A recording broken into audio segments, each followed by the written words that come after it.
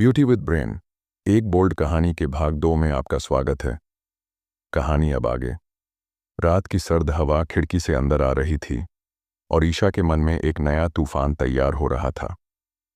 गाड़ी घर के सामने रुकी और रात का सन्नाटा चारों ओर पसरा हुआ था। ईशा ने दरवाज़ा खोला और बाहर निकलने से पहले बॉब की ओर मुड़ी। उसकी साड़ी का पल्लू अभी भी हल्का सा सरका हुआ था और उसकी कमर की चमक चांदनी में और निखर रही थी। उसने बॉब के चेहरे को गौर से देखा। उसकी आंखों में घबराहट थी, लेकिन एक अजीब सा आकर्षण भी। अंकल, आज की रात को भूल मत जाइएगा, उसने धीरे से कहा, अपनी आवाज में एक कामुक मिठास घोलते हुए। और हाँ, माँ को कुछ मत बताना, ये हमारा छोटा सा राज है। उसने अपनी उंगलियां बॉब के हाथ पर हल्के से फिराईं और फिर गाड़ी से उतर गई, अपनी चाल में वही लचकली हुए। बॉब कुछ कहना चाहता था, लेकिन उसके गले से आवाज नहीं निकली। वह बस ईशा को जाता हुआ देखता रहा, उसकी साड़ी के किनारे को हवा में लहराते हुए, और उसके मन में एक उलझन बढ़ती चली गई। ईशा ने दरवाज़ा खोला और घर में दाखिल हो गई, लेकिन उसकी नज़रें अभी भी उस लिफाफे पर थीं जो उसकी साड़ी के नीचे छुपा था। वो तस्वीरें अब उसके हाथ में थीं, और वो जानती थी कि ये सिर्फ कागज़ के टुकड़े नहीं थे, ये एक हथियार थे जिसे वह सही टाइम पर इस्तेमाल करेगी। ईशा अपने कमरे में पहुंची और दरवाज़ा बंद कर लिया। उसने साड़ी का पल्लू कंधे से हटाया और लिफाफा बाहर निकाला। उसकी उंगलियां थोड़ी कांप रही थीं, नहीं डर से, बल्कि उत्साह से। उसने लिफाफा खोला और तस्वीरों को बिस्तर पर फैला दिया। तस्वीरें धुंधली थीं, लेकिन साफ थीं कि बॉब किसी औरत के साथ था। उसके चेहरे पर नशे की लालिमा, और वो औरत उसकी बाहों में लिपटी हुई। कमरे की रोशनी मध्यम थी, लेकिन बिस्तर पर बिखरी चादरें और शराब की बोतल साफ दिख रही थीं। ईशा ने एक तस्वीर को करीब से देखा और हल्के से हंसी। अंकल, आप तो सच में शरारती थे, उसने खुद से कहा, अपनी उंगलियों से तस्वीर को सहलाते हुए। लेकिन फिर उसकी नज़र एक तस्वीर पर ठहर गई। उसमें बॉब के साथ वो औरत साफ दिख रही थी, लंबे बाल, लाल ड्रेस और एक चेहरा जो ईशा को जाना पहचाना लगा। उसने तस्वीर को और करीब से देखा और उसका दिल धक से रह गया। ये तो आंटी शालिनी जैसी दिखती है, उसने फुसफुसाया। शालिनी उनकी पड़ोसन थी, जो अक्सर माँ के साथ चाय पीने आती थी। क्या ये वही थी, या ये सिर्फ एक संयोग था? ईशा का दिमाग तेजी से चलने लगा। अगर ये सच था, तो बॉब का राज और भी गहरा था, और उसकी माँ को ये कभी नहीं पता चलना चाहिए। ईशा ने तस्वीरों को वापस लिफाफे में डाला और उसे अपने अलमारी के एक गुप्त डिब्बे में छुपा दिया। उसने साड़ी उतारी और एक ढीली नाइटी पहन ली, लेकिन उसका मन अभी भी उसी खेल में उलझा था। वह बिस्तर पर लेट गई, अपनी आंखें छत पर टिकाए हुए, और सोचने लगी। वर्मा भाग गया था, लेकिन क्या वह सच में चुप रहेगा? और बॉब, क्या वो उस पर भरोसा कर सकता था, या वो अब उससे डरने लगा था? ईशा के होंठों पर एक हल्की मुस्कान आई। उसे मर्दों को काबू करना आता था, और वो जानती थी कि बॉब अभी भी उसके जाल में था। उसने अपनी उंगलियां अपने गले पर फिराईं, जहां साड़ी का स्पर्श अभी भी महसूस हो रहा था, और एक गहरी सांस ली। ये खेल अभी और मज़ेदार होने वाला है, उसने खुद से कहा। सुबह हुई और ईशा स्कूल के लिए तैयार हो रही थी। उसने एक साधारण सलवार सूट पहना, लेकिन उसकी आंखों में वही शरारत थी। नीचे पहुंचते ही उसने देखा कि बॉब और उसकी माँ मीरा नाश्ते की मेज पर बैठे थे। मीरा ने उसे देखते ही कहा, ईशा, आज जल्दी घर आना, बॉब और मैं कुछ ज़रूरी बात करना चाहते हैं। ईशा ने बॉब की ओर देखा और उसकी नज़रें एक पल के लिए मिलीं। बॉब ने जल्दी से नज़रें फेर लीं, लेकिन ईशा ने उसकी घबराहट को भांप लिया। ठीक है माँ, उसने कहा, और फिर बॉब की ओर मुड़कर एक हल्की मुस्कान दी। अंकल, आप तो मुझसे कुछ छुपा नहीं रहे ना? उसकी आवाज़ में एक छिपा हुआ ताना था जो बॉब को और असहज कर गया। बॉब ने हंसने की कोशिश की। नहीं ईशा, बस कुछ घर की बातें हैं, लेकिन उसकी आवाज़ में कांपन साफ था। ईशा स्कूल के लिए निकल गई, लेकिन उसका दिमाग अभी भी रात की घटनाओं में उलझा था। स्कूल में उसने सोनिया और प्रिया को सब बताया। तो अब क्या? सोनिया ने पूछा। उसकी आंखें उत्साह से चमक रही थीं। अब हम वर्मा का इंतजार करेंगे, ईशा ने कहा। अगर वो वापस आया तो उसे और सबक सिखाएंगे। और बॉब, उसे भी काबू में रखना है। प्रिया ने हंसते हुए कहा, ईशा, तू तो सच में खतरनाक है, लेकिन अगर तेरी माँ को पता चल गया तो? ईशा ने अपनी आंखें सिकोड़ी। माँ को कुछ नहीं पता चलेगा, और अगर चला भी तो मैं संभाल लूंगी। उसने अपनी उंगलियां अपने बालों में फिराईं और एक गहरी सांस ली। अब अगला कदम बॉब का है, देखते हैं वो क्या करता है। शाम को घर लौटते वक्त ईशा को एक फ़ोन आया। नंबर अनजान था। उसने फ़ोन उठाया और दूसरी ओर से एक भारी आवाज़ गूंजी, ईशा, तुमने मेरे साथ बहुत गलत किया। वो तस्वीरें मुझे वापस चाहिए, वरना तुम्हारी माँ को सब पता चल जाएगा। ये वर्मा था। ईशा के होंठों पर एक ठंडी मुस्कान फैल गई। वर्मा अंकल, आप अभी भी नहीं समझे? वो तस्वीरें अब मेरी हैं और आप कुछ नहीं कर सकते। उसने फ़ोन काट दिया और घर की ओर बढ़ गई। लेकिन उसके मन में एक सवाल उठ रहा था, वर्मा को उसका नंबर कहाँ से मिला? क्या बॉब ने उसे धोखा दिया था, या कोई और इस खेल में शामिल हो गया था? ईशा ने घर का दरवाज़ा खोला और अंदर कदम रखा। मीरा और बॉब अभी भी मेज़ पर बैठे थे, लेकिन माहौल में एक अजीब सा तनाव था। ईशा ने बॉब की ओर देखा और उसकी आंखों में एक सवाल था। अंकल, आपने मुझसे कुछ छुपाया तो नहीं? उसने धीरे से पूछा, अपनी आवाज़ में वही कामुक मिठास घोलते हुए जो बॉब को परेशान कर देती थी। बॉब ने नज़रें झुकाईं और ईशा को जवाब मिल गया। खेल अभी और उलझने वाला था और वो इसके लिए तैयार थी। ईशा ने दरवाज़ा बंद किया और सीधे बॉब की ओर बढ़ी। कमरे में हल्की रोशनी थी और मीरा अभी भी मेज़ पर बैठी कुछ कागज़ों में उलझी हुई थी। ईशा की नज़रें बॉब पर टिकी थीं और उसकी हर हरकत में एक सवाल छुपा था। उसने अपनी चप्पलें उतारीं और धीरे धीरे बॉब के पास पहुंची। अपनी आवाज़ को नरम करते हुए कहा, अंकल, आप कुछ परेशान लग रहे हैं। क्या हुआ? उसने अपनी उंगलियां मेज़ पर हल्के से टिकाईं, इतने करीब कि बॉब उसकी सांसों की गर्माहट महसूस कर सके। उसकी नाइटी का किनारा थोड़ा ऊपर सरक गया था और उसकी टांगों की चमक बॉब की नज़रों को अपनी ओर खींच रही थी। बॉब ने घबराते हुए नज़रें उठाईं, लेकिन फिर जल्दी से नीचे कर लीं। कुछ नहीं ईशा, बस थोड़ा थक गया हूं, उसने हकलाते हुए कहा। लेकिन उसकी आवाज़ में वो कंपन थी जो ईशा को सच का अंदाज़ा दे रही थी।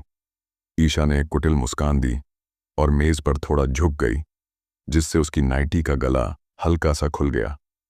अंकल, आप मुझसे झूठ बोल रहे हैं। मुझे सब पता है। वर्मा ने मुझे फ़ोन किया था। उसे मेरा नंबर कहाँ से मिला? उसकी आवाज़ में एक कामुक मिठास थी, लेकिन उसका लहजा सख्त था। उसने अपनी उंगलियां बॉब के कंधे पर रखीं और धीरे से दबाईं, जैसे उसे अपने जाल में और कस रही हो। बॉब का चेहरा पीला पड़ गया। ईशा, मैंने मैंने उसे कुछ नहीं बताया। शायद उसने कहीं और से। उसकी बात अधूरी रह गई क्योंकि मीरा ने अचानक सिर उठाया। क्या बात हो रही है तुम दोनों की? मीरा ने पूछा। उसकी भौहें सिकुड़ गईं। ईशा ने फुर्ती से पीछे हटते हुए कहा, कुछ नहीं माँ, बस अंकल से स्कूल की एक प्रोजेक्ट के बारे में पूछ रही थी। उसने बॉब को एक चेतावनी भरी नज़र दी और फिर रसोई की ओर बढ़ गई, लेकिन उसका दिमाग तेजी से चल रहा था। वर्मा का फ़ोन, बॉब की घबराहट और अब ये तस्वीरें, सब कुछ एक उलझन में बदल रहा था। उसे यकीन था कि बॉब कुछ छुपा रहा था और उसे सच बाहर निकालना था। रसोई में पहुंचकर ईशा ने एक गिलास पानी लिया और खिड़की के पास खड़ी हो गई। बाहर अंधेरा गहरा था और उसकी नज़रें दूर कहीं टिकी थीं। वर्मा का फ़ोन कॉल उसके दिमाग में बार बार गूंज रहा था। वो तस्वीरें मुझे वापस चाहिए, वरना तुम्हारी माँ को सब पता चल जाएगा। उसने गिलास को होंठों से लगाया, लेकिन पानी पीने की बजाय उसकी उंगलियां गिलास पर कस गईं। अगर बॉब ने उसे मेरा नंबर दिया तो वो मेरे खिलाफ खेल रहा है, उसने सोचा, और अगर नहीं तो कोई और इस खेल में शामिल है। ईशा वापस कमरे में लौटी और देखा कि बॉब अब अकेला बैठा था। मीरा शायद अपने कमरे में चली गई थी। वो मौके का फ़ायदा उठाना चाहती थी। उसने धीरे से बॉब के पास जाकर कुर्सी खींची और बैठ गई, अपनी टांगें क्रॉस करते हुए। नाइटी का किनारा फिर से ऊपर सरक गया और उसकी चिकनी टांगें बॉब की नज़रों के सामने थीं। अंकल, अब सच बताइए, उसने फुसफुसाते हुए कहा। वर्मा को मेरा नंबर आपने दिया था, है ना? उसने अपनी उंगलियां बॉब के हाथ पर रखीं और धीरे धीरे उसकी कलाई तक ले गईं। उसकी हरकत में एक कामुक लालच था जो बॉब को परेशान कर रहा था। बॉब ने उसकी ओर देखा। उसकी सांसें तेज थीं। ईशा, मैंने ऐसा कुछ नहीं किया। मुझे नहीं पता उसे कैसे पता चला। शायद उसने बार में किसी से। उसकी बात फिर अधूरी रह गई क्योंकि ईशा ने उसका हाथ और कसकर पकड़ लिया। अंकल, मुझे झूठ पसंद नहीं, उसने कहा, अपनी आंखें सिकोड़ते हुए। आप मेरे साथ हैं या मेरे खिलाफ? अगर आपने मुझे धोखा दिया तो वो तस्वीरें मां के सामने होंगी। और फिर उसने एक पल रुककर बॉब के चेहरे को देखा, फिर करीब झुकते हुए फुसफुसाई, आप जानते हैं मैं क्या कर सकती हूं? उसकी सांसें बॉब के गाल पर गर्माहट छोड़ रही थीं और उसकी नजरें बॉब के होंठों पर ठहर गईं।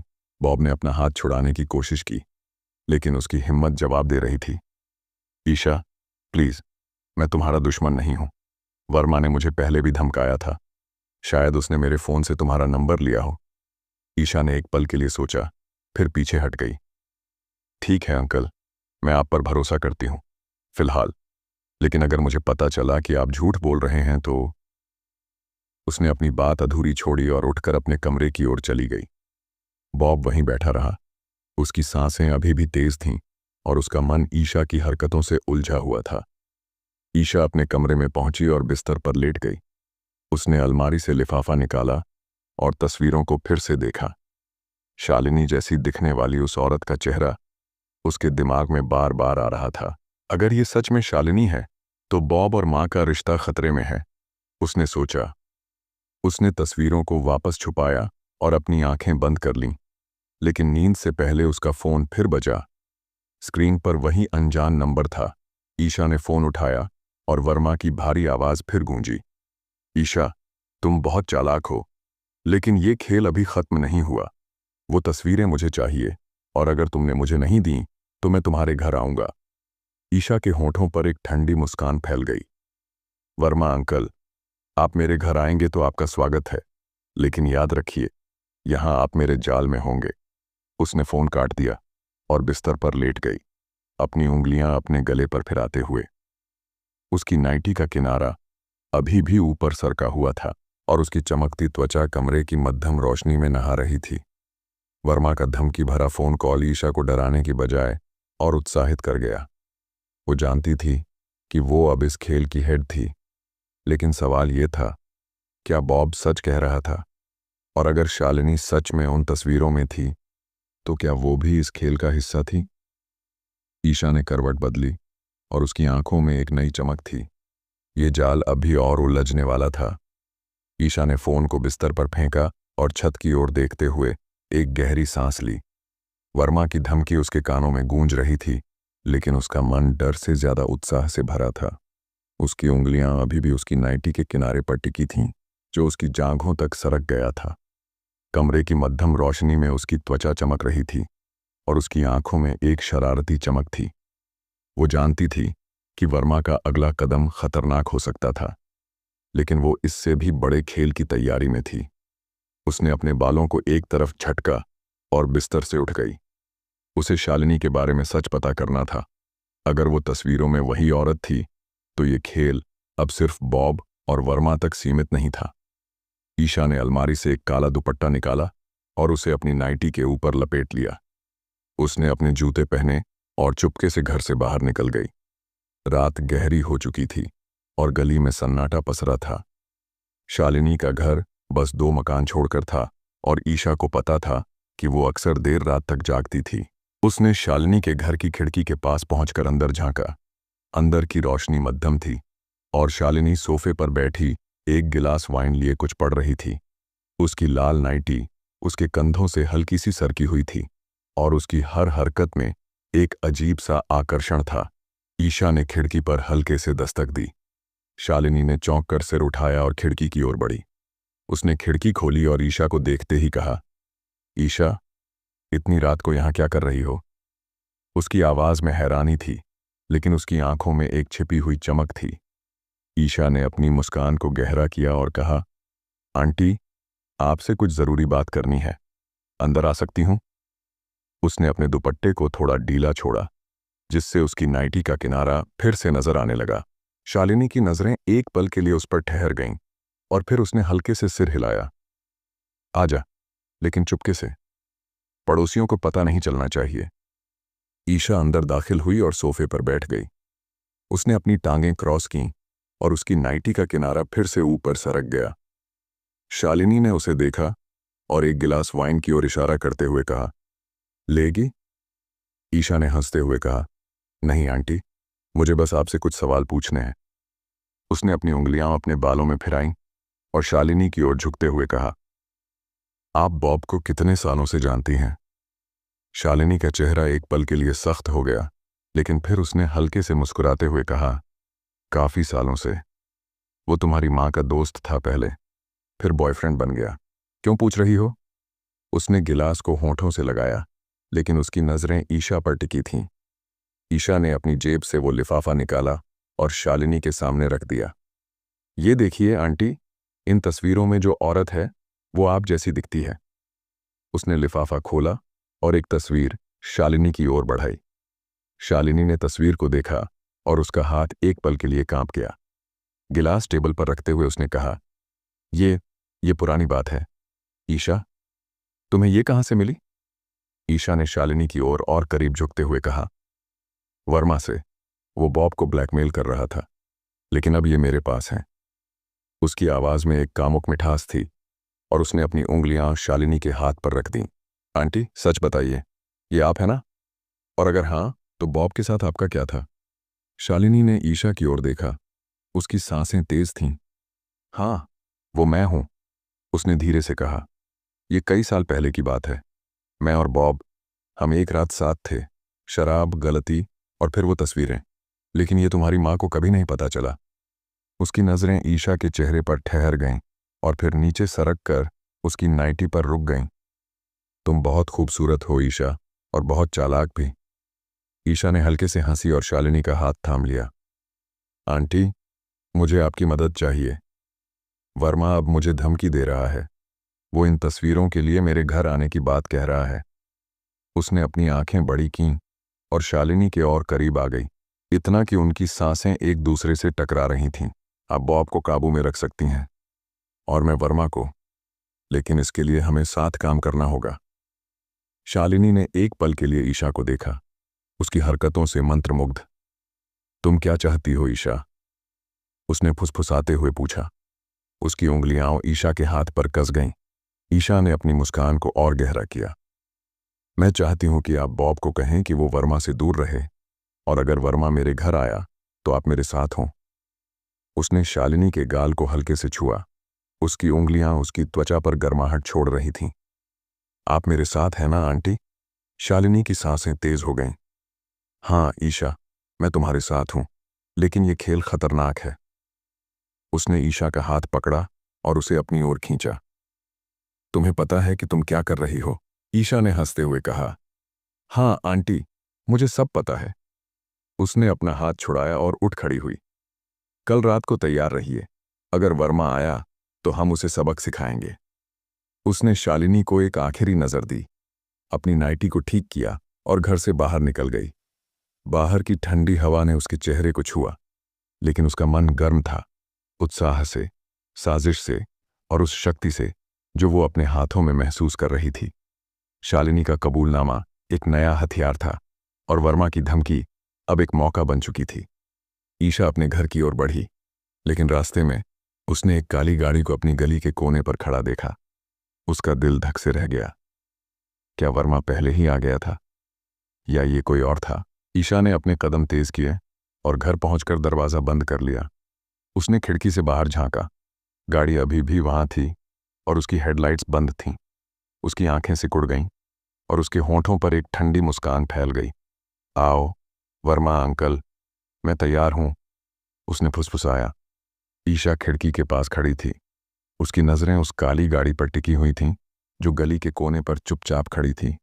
उसकी सांसें तेज थीं, लेकिन उसके चेहरे पर डर का कोई निशान नहीं था। उसने अपनी नाइटी को कंधे पर ठीक किया और कमरे की लाइट बंद कर दी ताकि बाहर से कोई उसे देख न सके। अंधेरे में उसकी आंखें चमक रही थीं और उसका दिमाग तेजी से अगले कदम की योजना बना रहा था। वर्मा की धमकी अब हकीकत में बदलती नजर आ रही थी और ईशा इसके लिए तैयार थी। उसने अपने फ़ोन को जेब में डाला और चुपके से नीचे की ओर बढ़ी। घर में सन्नाटा था।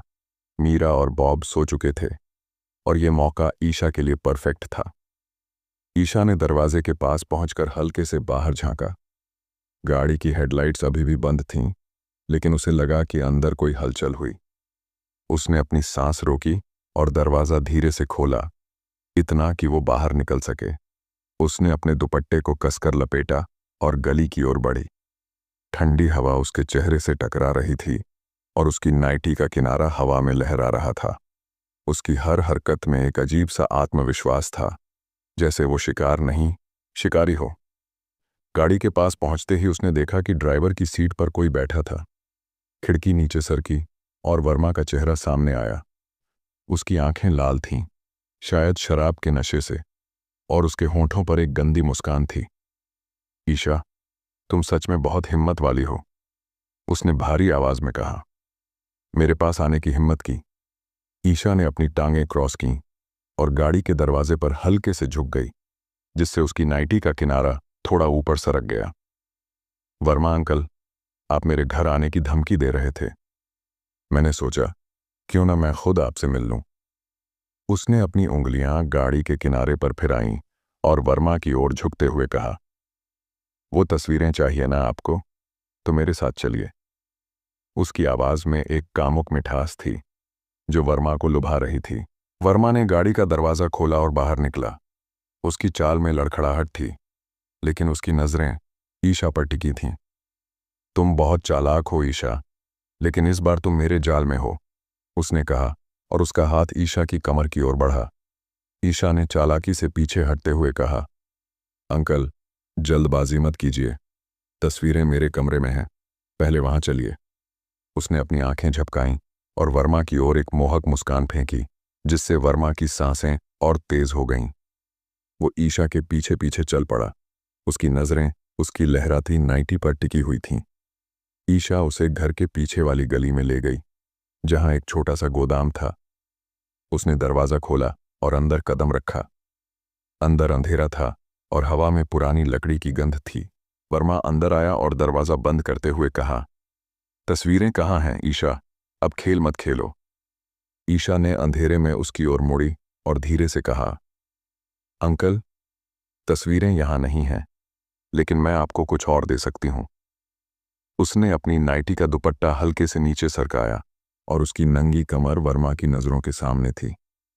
वर्मा की आंखें चमक उठीं और वो ईशा की ओर बढ़ा, लेकिन तभी गोदाम का दरवाज़ा फिर से खुला और शालिनी अंदर दाखिल हुई। वर्मा चौंक गया। ये क्या तमाशा है, उसने गुस्से में कहा, लेकिन शालिनी ने उसकी ओर एक ठंडी नज़र डाली। उसने अपनी लाल नाइटी में एक लंबा स्कार्फ लपेट रखा था और उसकी हर हरकत में एक खतरनाक आकर्षण था। वर्मा, तुम बहुत बड़ी गलती कर रहे हो, उसने कहा, अपनी आवाज़ में एक कामुक गहराई लाते हुए। ईशा मेरे साथ है और तुम अब हमारे जाल में हो। ईशा ने हल्के से हंसी और शालिनी के पास खड़ी हो गई। अंकल, आपने सोचा था कि मैं अकेली हूं, लेकिन अब देखिए, दो दो हसीनाएं आपके सामने हैं।